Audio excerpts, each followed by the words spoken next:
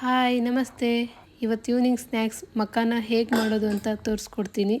ಇದು ಚಿಕ್ಕ ಮಕ್ಕಳಿಗೆ ತುಂಬ ಹೆಲ್ದಿ ಆ್ಯಂಡ್ ಟೇಸ್ಟಿ ಸ್ನ್ಯಾಕ್ಸ್. ಒಂದು ಪ್ಯಾನಿಗೆ 1 ಸ್ಪೂನು ಹೋಮ್ ಮೇಡ್ ಗೀ ಹಾಕಬೇಕು. ನಾನು ಯೂಸ್ ಮಾಡಿರೋದು ಮನೇಲೇ ತಯಾರಿಸಿರೋದಂಥದ್ದು.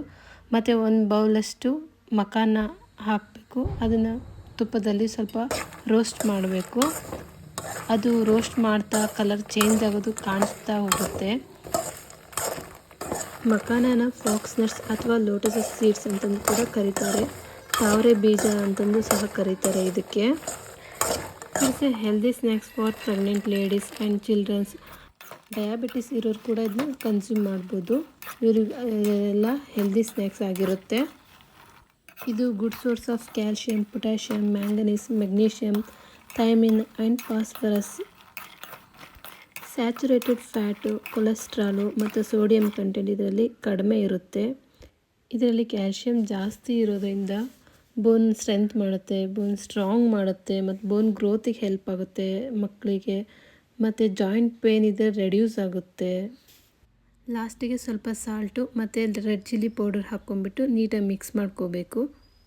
ಬೇಕು ಅನಿಸುತ್ತೆ ಸ್ವಲ್ಪ ಚಾಟ್ ಮಸಾಲ ಕೂಡ ಆ್ಯಡ್ ಮಾಡ್ಕೋಬೋದು. ನಾನಿಲ್ಲಿ ಯೂಸ್ ಮಾಡ್ತಿಲ್ಲ.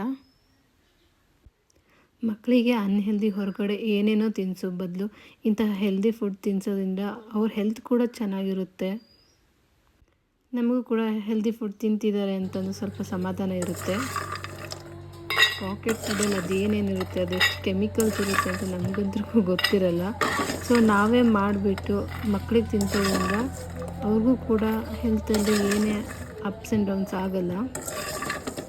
ಇದು ತುಂಬ ಸಿಂಪಲಾಗಿ ಮಾಡೋದು ಗೊತ್ತಾಯ್ತಲ್ಲ ನಿಮಗೆ. ಜಸ್ಟ್ ಗೀಯಲ್ಲಿ ರೋಸ್ಟ್ ಮಾಡ್ಕೊಂಬಿಟ್ಟು ನೆಕ್ಸ್ಟ್ ಸಾಲ್ಟು ಮತ್ತು ರೆಡ್ ಚಿಲ್ಲಿ ಪೌಡ್ರ್ ಹಾಕ್ಕೊಂಡ್ಬಿಟ್ರೆ ಮುಗ್ದೇ ಹೋಯಿತು. ತುಂಬ ಸಿಂಪಲ್ಲಾಗಿದೆ, ಮಾಡೋಕ್ಕೂ ತುಂಬ ಕಷ್ಟ ಅಂತಂದೇನು ಅನಿಸಲ್ಲ.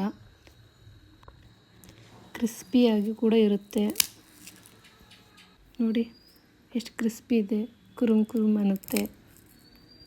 ನೀವು ಕೂಡ ನಿಮ್ಮ ಕಿಡ್ಸಿಗೆ ಈ ಥರ ಹೆಲ್ದಿ ಸ್ನ್ಯಾಕ್ಸ್ ಮಾಡಿಕೊಡಿ. ಹೊರಗಡೆ ಫುಡ್ ಅವಾಯ್ಡ್ ಮಾಡಿ ಸಾಧ್ಯ ಆದಷ್ಟು. ಈ ಸ್ನ್ಯಾಕ್ಸ್ ನನ್ನ ಮಗನಿಗೆ ತುಂಬ ಅಂದರೆ ತುಂಬ ಇಷ್ಟ. ಪಾಪು ನಿಮಗೆ ಈ ವಿಡಿಯೋ ಇಷ್ಟ ಆದರೆ ಶೇರ್ ಮಾಡಿ, ಸಬ್ಸ್ಕ್ರೈಬ್ ಆಗಿ. Thank you for watching.